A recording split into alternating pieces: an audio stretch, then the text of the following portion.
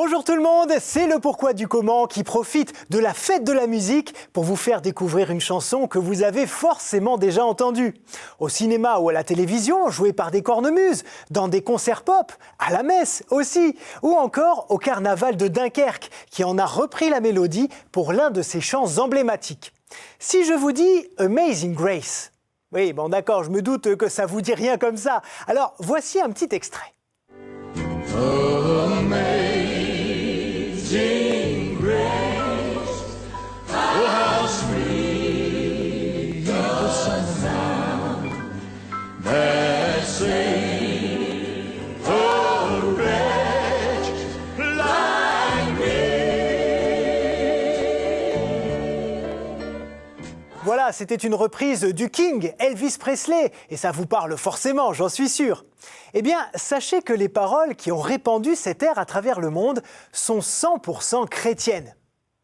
Je vous présente leur auteur, John Newton, né à Londres en 1725.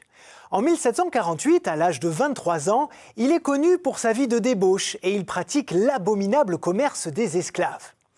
Le 10 mai de cette année-là, alors qu'il traverse l'océan Atlantique, John Newton et son navire négrier sont pris dans une violente tempête. Pris de panique, lui qui n'est pas du tout croyant, demande de l'aide à Dieu et miraculeusement, son équipage et lui sont épargnés. Ce jour marque un tournant dans son existence. John Newton a été touché par la grâce de Dieu lui-même qui l'a sauvé pour lui permettre de se racheter. Après avoir cheminé intérieurement, il se convertit l'année suivante et décide même de devenir pasteur. 20 ans plus tard, en 1768, le poète William Cowper s'installe dans la paroisse où John Newton exerce son ministère, à quelques kilomètres de Londres.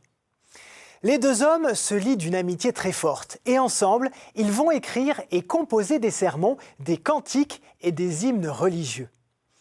C'est en 1779 qu'il publie officiellement le texte d'Amazing Grace, l'incroyable grâce en français, qui raconte le sauvetage de Newton et sa conversion avec des références bibliques.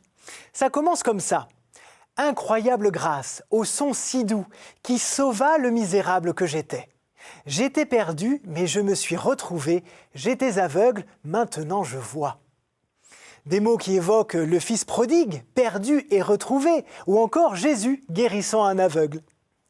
À la fin de sa vie, Newton fera campagne contre l'esclavage et sera l'un des grands acteurs de son abolition dans tout l'Empire britannique, accomplissant finalement sa mission divine. Le texte d'Amazing Grace est d'abord chanté sur d'autres airs et au même moment, l'air que nous connaissons est déjà joué avec d'autres textes. Du coup, ils vont être associés et connaître un incroyable succès.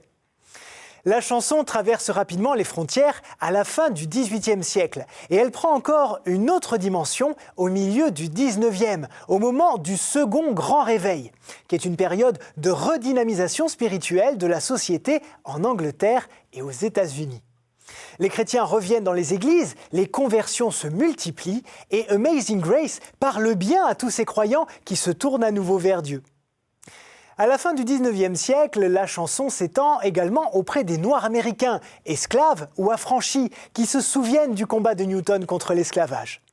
Finalement, elle va devenir l'hymne mondial du combat contre toutes les injustices, sous le regard et avec l'aide de Dieu. Et pour vous donner une idée, on estime que le morceau est joué environ 10 millions de fois par an partout sur la planète. C'est ce qu'on peut appeler un tube. C'est peut-être même mieux que Lady Gaga. À voir. C'est donc chargé de toute cette histoire que la mélodie d'Amazing Grace est aujourd'hui reprise dans la liturgie catholique francophone au cours de l'anamnèse.